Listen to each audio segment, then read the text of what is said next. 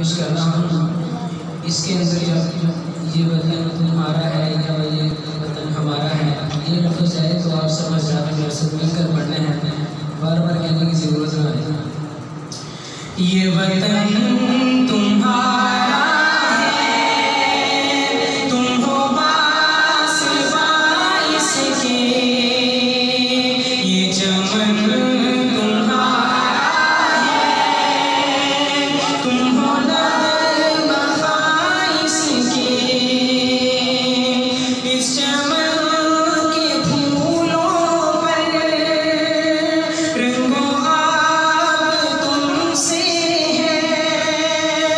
इस ज़मीन